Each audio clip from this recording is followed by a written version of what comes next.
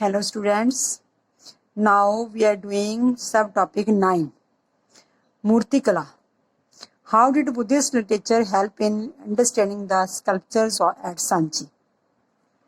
जो सांची की मूर्ति कला है उसको समझने के लिए बौद्ध साहित्य के ज्ञान से कहाँ तक सहायता मिलती है। जो हर मूर्ति है वहाँ पे सांची में जो मूर्ति बनी हुई है उनको समझने के लिए हमें बुद्धिस्ट लिटरेचर है, जो बुद्धिस्ट जो टेक्स्ट है, जो बुद्धिस्ट इतिहासकारों ने जो लिखा है उसमें हमें समझने में कितनी सहायता मिलती है, ये हमारा क्वेश्चन है। Art historians had to understand the Buddhist literature to understand the Buddhist sculptures. जो आर्ट हिस्टोरियन थे, जो मूर्ति कला के इतिहासकार थे, कला इतिहासकारों ने बुद्ध के चरित्र लेखन को समझने के लिए, जो उनका मूर्तियां थी उनको समझने के लिए उन्होंने बुद्ध के लिटरेचर पढ़ने की कैसे समझ बनाई। अकॉर्डिंग टू हैजियोग्राफीज, हैजियोग्राफीज क्या होती है? जो बुद्ध चरित्र का लेखन है, जो बुद्ध चरित्र को लिखा गया है, हैजियोग्राफीज बौद्ध चरित्र लेखन के अनुसार जो बुद्ध चरित्र के ऊपर लिखा गया है, Buddha attend enlightenment while meditating under a tree. Buddha चरित्र में लिखा हुआ है, बुद्ध की जो बुक्स हैं उनमें लिखा हुआ है कि बुद्ध को जब एनलाइटनमेंट हुई, एनलाइटनमेंट मीन्स ज्ञान प्राप्ति हुई, जब उनको ज्ञान की प्राप्ति हुई तो वो कहाँ पे थे? एक ट्री के नीचे बैठे थे। ट्री के नीचे उन्होंने मेडिटेट किया हुआ था, समाधि लगा के बैठे थे। Many sculptures did not show the Buddha human form. Many जो उसकी बहुत सारी मूर्तियां हैं वो ऐसे नहीं दिखाती कि बुद्धा को एक ह्यूमन फॉर्म में नहीं दिखाती। Instead they showed his presence through the symbols. वो बुद्धा की प्रेजेंस को उनके चिन्हों के द्वारा दिखाते हैं, उनके मानव रूप में दिखाकर प्रतीकों के द्वारा उनको दर्शाने का प्रयास किया गया।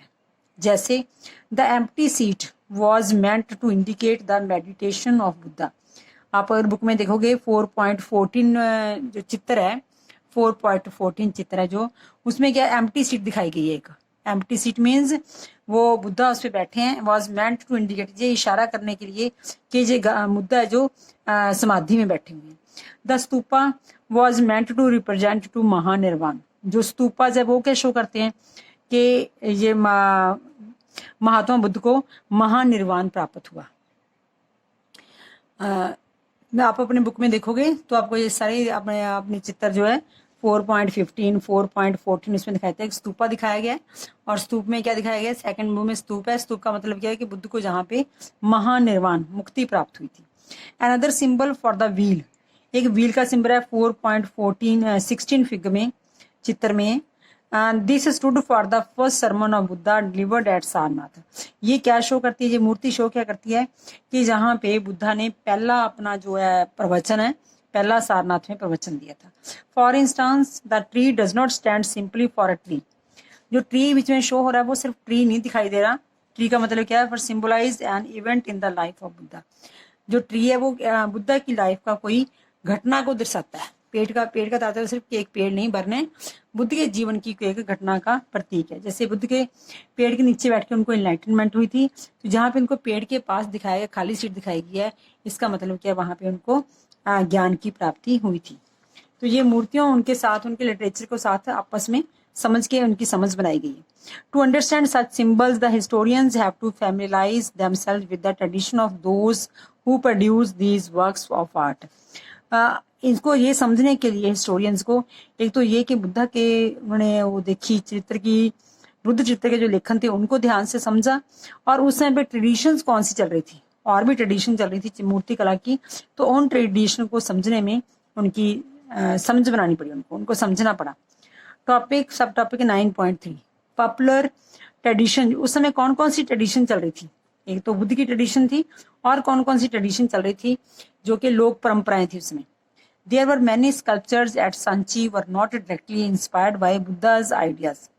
कुछ ऐसे भी मूर्तियां मिली है वहां पे जो बुद्धा के आइडिया के साथ, बुद्धा के आइडिया से वो नहीं थी, सीधी जुड़ी नहीं हुई थी। कोई ऐसी मूर्तियां भी, जैसे एक मूर्ति हम देखे बुक में देखेंगे हम, one beautiful women swinging from the edge of the gateway holding on to a tree. एक औरत है वो एक गेट के साथ एक ट्री को पकड़ के झूल रही है। एक मूर्ति आप देखोगे 4.4.17 चित्र में।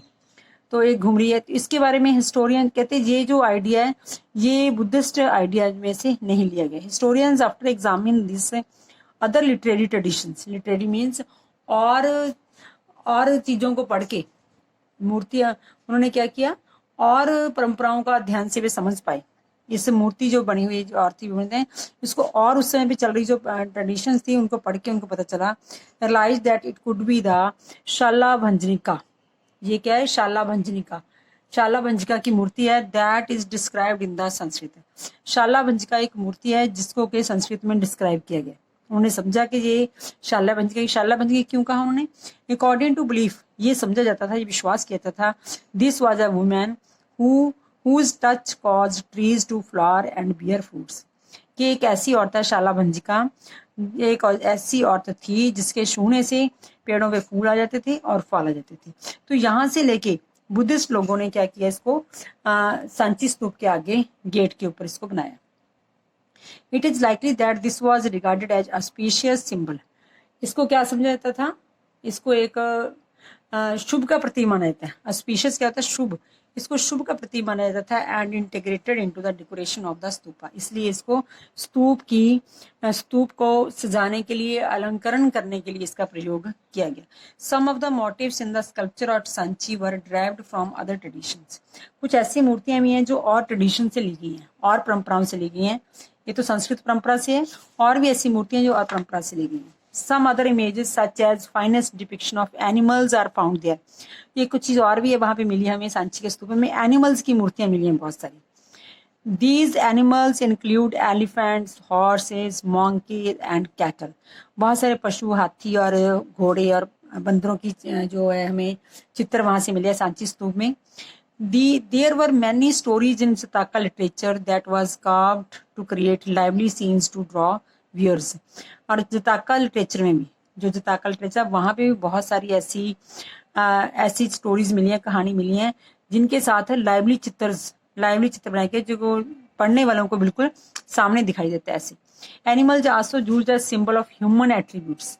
जो जानवर हैं उनको मनुष्यों के गुणों के रूप में इस्तेमाल किया जाता है। एनिमल्स को मनुष्यों के गुणों, एट्रीब्यूट्स में जो क्वालिटीज मनुष्य में होती है उनके साथ इनको प्रतीक के रूप में यूज किया जाता है। जैसे as elephants for example were depicted to signify strength and wisdom. Elephants को क्या समझा जाता है? एक व्यक्ति की तरह। ये क्या है? किसको सिग्निफाई करते हैं? स्ट्रेंथ को। जैसे ताकत होती है मानव में और बुद्धि होती है, ये जो एलिफेंट्स है उसको सिग्निफाई करते हैं। अनदर मोटिव, एक और चित्र है, as a women surrounded by lotuses and elephants. एक और चित्र है 4.19 में कि एक औरत है वो कमल के फूलों के द्वारा और हाथियों द्वारा घिरी हुई है। Which seems as if performing an abhisheka. जैसे कि वो उस जो एक मूर्ति है, वुमेन की मूर्ति है, वो उसकी जैसे पूजा कर रही है। चित्र 4.19 में आप देखेंगे तो वहां भी जैसे लगता है पूजा कर रहे हैं हाथी उसकी। Historians identify the figures as Maya, the mother of Buddha, और Gajalakshmi literally the goddess of good fortunate. इस औरत के बारे में क्या कहते हैं हिस्टोरियंस ने, क्या आइडेंटिफाई किया इसको, इस फिगर को, कि ये Maya as a Maya means the mother of Buddha. Buddha की माँ है जिसकी पूजा की जा रही है। जहाँ और गजलक्ष्मी, एक धन की देवी, वृद्धि की देवी, शक्ति की देवी गजलक्ष्मी, लिटरेरी जिसका मतलब है कि अच्छी किस्मत की देवी, जो अच्छी किस्मत से रिलेट किया जाता है। तो जहाँ ये उसकी पूजा की जा रही है इसमें। तो सरपेंट, एक और चित्र वहां पे मिला है, serpent which is found in several pillars. Serpent mean सांप, बहुत बड़े सांप का एक चित्र वो हर जगह पे दिखाई दिया, स्तंभों में दिखाई दिया है सांप के चित्र, बड़े बड़े सांप। This motive seems to be derived from the popular traditions. ये भी लोक परंपराओं से लिए गए ये चित्र भी, which were not recorded in the text. शायद ये उन ग्रंथों में इनका वर्णन नहीं मिलता, पर ये किसी पॉपुलर ट्रेडिशन से लिए गए हैं। Interestingly, one of the earliest modern art historian James Fergusson ने क्या कहा, बड़े दिलचस्प बात है, considered Sanchi to be a centre of tree and serpent worship. उसने क्या कहा कि सांची तो एक पेड़ों का और सर्पों की पूजा का स्थान था। अध्ययन करके उसने अपने ये निष्कर्ष निकाले कि शायद जहां पे ऐसा था। ओके, ये भी बड़ा इंपॉर्टेंट क्वेश्चन है कि वहां पे मूर्ति कला को, कि सांची की जो मूर्ति कला उसको समझने के लिए बौद्ध धर्म के साहित्य के ज्ञान की से कितनी सहायता मिली, ये हमारी सारी एग्जांपल्स हम दे सकते हैं। जिसमें हमने क्या देखा, सबसे पहले हमने देखा था कि बुद्धा के बारे में, जो बुद्धा के साथ रिलेटेड स्तूपास बने के उनकी मूर्ति हैं, तो वो भी इनसे एक्सप्लेन होती है बुद्धा लिटरेचर से। एनिमल्स की और देवी की, शैलभंजिका देवी की, ये भी सारे क्या लोक परंपराओं से लिए गए हैं। तो ये this is very important. Okay, take care of your self.